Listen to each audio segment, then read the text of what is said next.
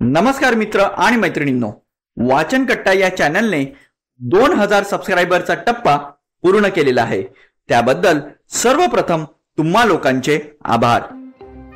आता वळूया आपण पुढील कथेकडे। त्या कथेचे नाव आहे भावनांचा खून। तत्पूर्वी वाचन कट्टा या चॅनलवर जे नवीन श्रोते हा व्हिडिओ पाहत आहे त्यांनी वाचन कट्टा या चॅनलला सबस्क्राइब करावं आणि जे बेल आयकॉन दिसत आहे त्याला प्रेस करावं, जेणेकरून आम्ही नवीन नवीन व्हिडिओ अपलोड करू त्याचं नोटिफिकेशन तुम्हाला मिळत राहील। चला तर मग ऐकूया भावनांचा खून। साधारणतः 30 वर्षापूर्वीची गोष्ट। केरळमध्ये ख्रिस्ती धर्माचा प्रसार आपले पाय झपाट्याने रोवत होता। त्यातच केरळची राजधानी कोचीन येथे एक देशाला हादरवणारी घटना घडली। पोलिसांना एका अज्ञात व्यक्तीचा फोन आला। त्याने सांगितले की कॉन्व्हेंटमध्ये एक खून झाला आहे। पोलिसांनी लगेचच त्या कॉन्व्हेंटमध्ये धाव घेतली। तेव्हा ती बॉडी पाहता त्या प्रेताच्या चेहऱ्यावर ओरखडे आणि पूर्ण बॉडी रक्ताने माखली होती आणि ती बॉडी पंख्याला लटकत होती।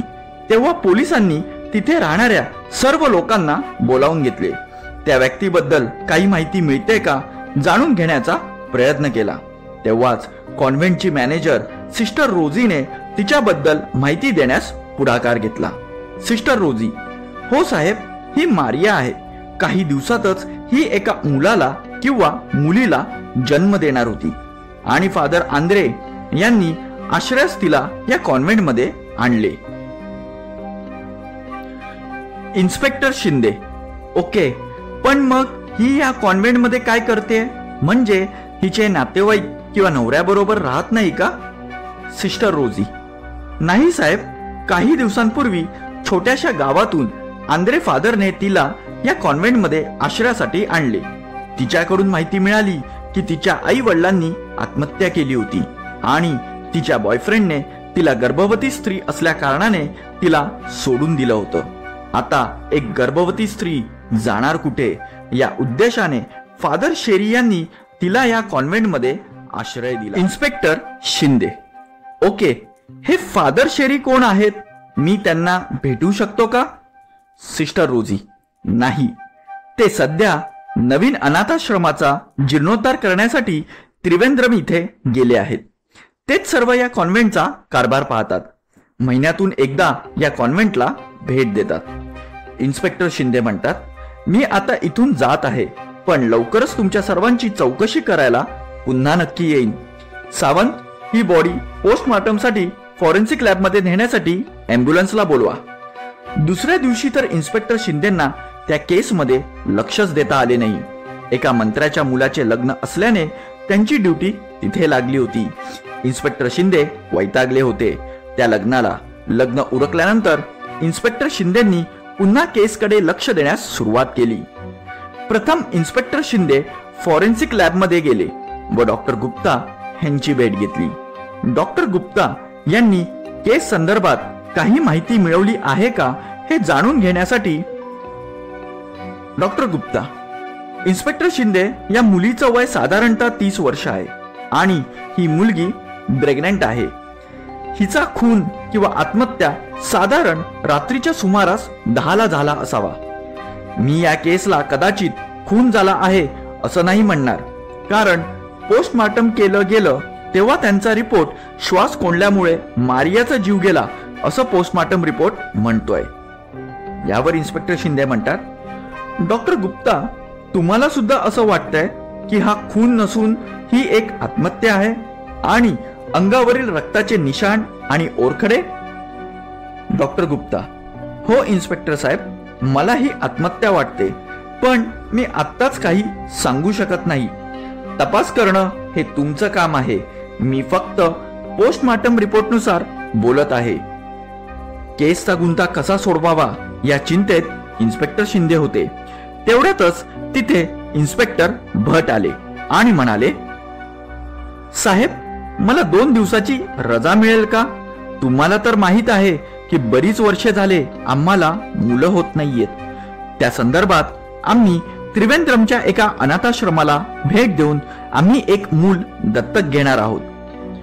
यावर इन्स्पेक्टर शिंदे म्हणतात, हो भट साहेब, तुमची रजा मंजूर करतो, पण 2 दिवसानंतर पोलीस स्टेशनमध्ये हजर राहायचं. हो साहेब. काही केल्या केसचा गुंता कसा सोडवायचा या टेन्शनमध्ये इन्स्पेक्टर शिंदे असायचे आणि ही आत्महत्या नसून खून आहे हे सत्य जगासमोर कसं आणायचं या चिंतेत असायचे. कारण मुलीच्या बॉडीवर ओरखड्याचे निशाण होते. परत कॉन्व्हेंटमध्ये जाऊन त्यांनी तपासाला सुरुवात केली. इन्स्पेक्टर शिंदे, मारियाचे आरोपी बिंदास फिरत आहेत. तुम्हाला नाही वाटत का हे आरोपी पकडावे म्हणून? आणि ती आत्महत्या का करेल? ती तर स्वतःच नवीन आयुष्य जगणार होती. मला सांगा, तिच्या भेटीला इथे कोण येत असे? तिची कोणाबरोबर दुश्मनी वगैरे? सगळ्या घोळक्यात घाबरतच एक लेडी पुढे आली आणि तिने इन्स्पेक्टर शिंदे यांच्या कानात काहीतरी कुजबुजली. एका रूम मध्ये जाऊन तिची चौकशी करण्यात आली. त्या मुलीचं नाव मार्था असे होते. साहेब, मी गेले 4 वर्ष इथे काम करते. माझं या आयुष्यात कोणीच नाही आहे. सुरुवातीला थोडे दिवस इथलं वातावरण ठीक होतं, पण हळूहळू वातावरणात बदल घडून आला. ज्या प्रेग्नेंट बायकांचं कुणीच नसतं ते इथे आश्रयाला येतात आणि अचानक त्यांची मुलं जन्म दिल्यानंतर गायब होतात. माझ्या बाबतीत सुद्धा असंच काहीसं झालं. मी एका लहान मुलीला जन्म दिला. एक दिवस ते लहान बाळ माझ्याकडे होतं. सकाळ होताच माझं बाळ गायब झालं. असं कसं? मी आजही स्वतःला दोषी मानते त्या कारणासाठी. पण साहेब, इकडे काहीतरी गडबड आहे. कृपया करून या जागेची तपासणी करा आणि माझ्या मुलीला शोधून काढा. यावर इन्स्पेक्टर शिंदे म्हणतात, थँक्स, नक्की मिसेस मार्था, आम्ही नक्की तुमच्या मुलीला शोधून काढू, पण आम्हाला तुमची मदत लागेल. इन्स्पेक्टर शिंदे काही अजून लोकांची चर्चा करतात, पण त्यांच्याकडून विशेष अशी माहिती मिळत नाही जी मार्थाकडून त्यांना मिळते आणि पोलीस मार्थाची ओळख गुप्त ठेवतात. इन्स्पेक्टर शिंदे, सावंत, इन्स्पेक्टर भट कोणत्या अनाथाश्रमाबद्दल बोलत होते? काही लक्षात येतंय का तुमच्या? यावर शिपाई सावंत म्हणतात, एवढं लक्षात नाही साहेब. ते त्रिवेंद्रमच्या आश्रमबद्दल बोलत होते. पण काही झालं आहे का साहेब? इन्स्पेक्टर शिंदे, झालं नाही सावंत. लवकरच आरोपी आपल्या ताब्यात येईल. हे मीडियावाले मला मूर्ख बनवायला चालले होते की ही आत्महत्या केस आहे, पण ही आत्महत्या नसून हत्याच आहे. सावंत, मीच बरोबर ठरलो शेवटी. आता मात्र इन्स्पेक्टर शिंदे यांचं शक फादर शेरीवरती येतं. इन्स्पेक्टर शिंदे त्रिवेंद्रमच्या अनाथाश्रमात येतात आणि फादर शेरी यांची कसून तपासणी करतात. इन्स्पेक्टर शिंदे, फादर शेरी, तुम्हाला माहित आहे का तुमच्या कोचीन इथल्या कॉन्व्हेंटमध्ये मारिया म्हणून महिलेचा आकस्मिक मृत्यू झाला आहे ते? फादर शेरी म्हणतात, हो साहेब, माहीत आहे. ऐकून खूप वाईट वाटते मला. काही दिवसांपूर्वीच ती या कॉन्व्हेंटमध्ये राहायला आली होती. खूप सुंदर आणि प्रेमळ मुलगी होती. तिच्या आत्म्यास शांती लाभो हीच ईश्वरचरणी प्रार्थना करतो. इन्स्पेक्टर शिंदे, फादर शेरी, मला काही सांगू शकतात का तुमच्या प्रॉपर्टी किंवा बँक डिटेल्स बद्दल? फादर शेरी म्हणतात, साहेब, तुम्हाला म्हणायचंय तरी काय की खून मी किंवा कॉन्व्हेंट मधील कोणी व्यक्तीने केला आहे? इन्स्पेक्टर शिंदे, मी अजून कोणत्याच निष्कर्षावर आलो नाही आहे. मी फक्त अंदाज वर्तवला आहे. तुम्ही पोलिसांच्या चौकशीला इतके घाबरलायत का? सर्व गोष्टी तपासून बघितल्या गेल्या, पण फादर शेरींच्या बँक डिटेल्समध्ये काही विशेष पोलिसांच्या हाती लागलं नाही. आतापर्यंत फादर शेरींना आरोपी म्हणून इन्स्पेक्टर शिंदे मानत होते. आता मात्र या केसमध्ये काहीच धागेदोरे मिळत नसल्याने ते पूर्णतः हताश झाले होते. तेव्हाच इन्स्पेक्टर भट त्रिवेंद्रमच्या ट्रिपमधून नुकतेच हजर झाले होते आणि ते थेट इन्स्पेक्टर शिंदेच्या केबिनमध्ये गेले. इन्स्पेक्टर शिंदे, या इन्स्पेक्टर भट या. कशी झाली तुमची त्रिवेंद्रमची अनाथाश्रमांची सहल? आणि हे काय, पेढे सुद्धा? अभिनंदन. यावर इन्स्पेक्टर भट म्हणतात, साहेब, ट्रिप एकदमच मस्त झाली आणि अनाथाश्रमामधून आम्ही एका मुलीला दत्तक घेतलं. 6 महिन्यांचं मूल आहे, खूप गोंडस आहे. माझ्या बायकोने बघितल्या लगेचच तिला खूप आवडले आणि आम्ही त्या तान्या बाळाला दत्तक घेतलं.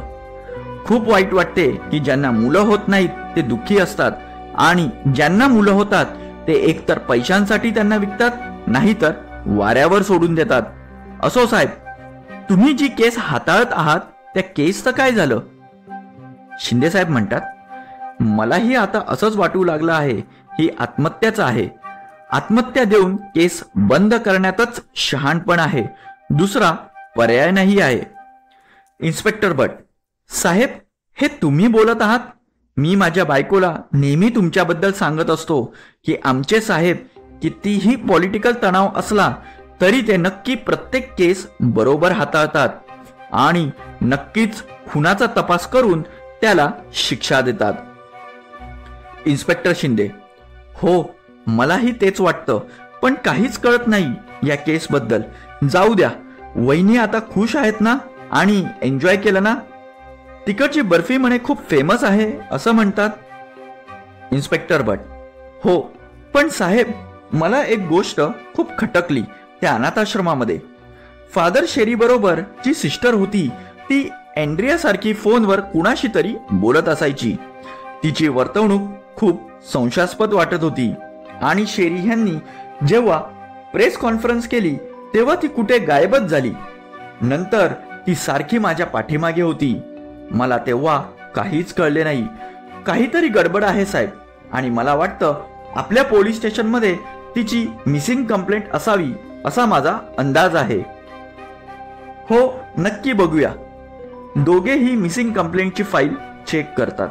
त्यात असं आढळून येतं, ज्या व्यक्तीला इन्स्पेक्टर भट अनाथाश्रमामध्ये बघतात ती सिस्टर अँड्रिया आणि मिसिंग कंप्लेंटमध्ये तिचं नाव जेनिफर. काहीतरी गडबड आहे. दोघेही परत कॉन्व्हेंटमध्ये जाऊन तपास सुरू करतात. इन्स्पेक्टर शिंदे परत कॉन्व्हेंटमध्ये जाऊन तपास करतात. तेव्हा ते फादर शेरी बरोबर जी सिस्टर असते त्याबद्दल चौकशी करतात. तेव्हा ते तिचा भूतकाळ जाणून घेण्याचा प्रयत्न करतात. इन्स्पेक्टर शिंदे सिस्टर रोझीशी वार्तालाप करतात आणि सांगतात, मिसिंग कंप्लेंटमध्ये नाव डिफरंट आहे आणि इथे नाव डिफरंट. मला सिस्टर अँड्रियाची चौकशी करायची आहे, बोलवा तिला बाहेर. सिस्टर रोझी सिस्टर अँड्रियाची तब्येत बरी नसल्याचे कारण पुढे ढकलते, पण इन्स्पेक्टर शिंदे अडून राहतात. सिस्टर अँड्रिया चौकशीसाठी बाहेर येते. शिंदे साहेब म्हणतात, तुमचं खरं नाव जेनिफर आहे. तुम्ही आयडेंटिटी लपून इकडे राहत आहात का? पोलिसांच्या रेकॉर्डमध्ये तुमचं नाव जेनिफर आहे, मग तुम्ही सिस्टर अँड्रिया म्हणून का राहतात? तुम्ही घाबरू नका, जे काही खरं आहे ते सांगा. पोलीस नक्कीच मदत करतील तुमची. सिस्टर अँड्रिया, साहेब, इकडे येणाऱ्या प्रत्येक व्यक्तीचं नाव बदललेलं असतं आणि मारिया हिची आत्महत्या नसून तो एक खून आहे. इकडे गर्भवती महिलांच्या भावनेशी खेळले जाते. मोठ्या विश्वासाने आपलं जगात कोणी जरी नसले तरी गॉड आणि कॉन्व्हेंटवर त्यांचा खूप विश्वास आहे, म्हणून त्या इथे दाखल होतात. पण नियतीने त्यांच्याबरोबर वेगळेच लिहून ठेवलेले असते. इथे व्यक्तीचा खून तर होतोच, शिवाय त्यांच्या भावनांचा पण खून केला जातो. इथे येण्या अगोदर मी माझ्या कुटुंबामध्ये खूप सुखी होते. मी एक गर्भवती महिला होती. मी एक दिवस ऑफिसवरून घरी जात असताना मला बेशुद्ध केले आणि इकडे आणले. तेव्हा मला असं सांगितलं, माझ्या नवऱ्याचा मृत्यू झाला आहे. तो आघात सहन करत करत मी माझी व नवऱ्याची शेवटची निशाणी म्हणून मी काही दिवसातच माझ्या बाळाला या जगासमोर आणणार होते आणि नंतर खूप दूर निघून जाणार होते. ते माझं बाळ सुद्धा जन्माच्या दुसऱ्याच दिवशी अचानक गायब होतं. मारियाचा खून आत्महत्या नव्हे तर खून आहे, जो इथल्या सिस्टरने मिळून केला आहे. थोड्याच दिवसांनी ती एका बाळाला जन्म देणार होती. पण तिला माहित नव्हतं की तिचं बाळ दुसऱ्याच दिवशी तिच्याकडून हिरावून घेणार आहे. यात सर्व सामील आहेत. हे बाळाची विक्री करतात आणि बोली लावतात. ही सर्व घटना मारियाला समजली. तिने इथून पळ काढण्याचा निर्णय घेतला, पण या लोकांनी त्या निष्पाप मुलीचा जीव घेतला. आता ती सर्व पोलिसात सांगणार होती. तिच्या भावनांचा खून केला. ती मोठ्या आशेने कॉन्व्हेंटमध्ये दाखल झाली, पण तिच्या बरोबर वेगळाच खेळ खेळला आणि बाळ गेल्याचं दुःख ती पचवू शकली नाही. तेव्हा हिप्नोटाइजने त्या व्यक्तीची ओळख बदलून टाकायची, हा ह्यांचा खेळ असायचा. यासाठी मी इन्स्पेक्टर भट ह्यांचा पाठलाग करत होती. यात मॅनेजर रोझी आणि अन्य सिस्टरचा समावेश आहे. लोकांचा विश्वास उडून जाईल या घटनेवरून. पूर्ण देशाला गुमराह करण्यासाठी या केसला आत्महत्याचं नाव देणार होते. प्रथम मारियाचा खून करण्यात आला आणि त्यानंतर तिची बॉडी पंख्याला लटकवून आत्महत्याच केली असा भास करवून दिला. पण ही आत्महत्या नसून खून आहे. तुम्ही नक्की आरोपींना पकडा. भावनांचा खून. इन्स्पेक्टर शिंदे हे सगळं ऐकून स्तब्ध होतात आणि रोझी आणि अन्य सिस्टरला बेड्या ठोकतात आणि कॉन्व्हेंटला टाळं लावतात. तर मित्र आणि मैत्रिणींनो, कशी वाटली ही कथा? जर कथा आवडली असेल तर कथेला लाईक, शेअर आणि कमेंट्स जरूर करा आणि वाचन कट्टा या चॅनलला सबस्क्राईब करायला विसरू नका. धन्यवाद.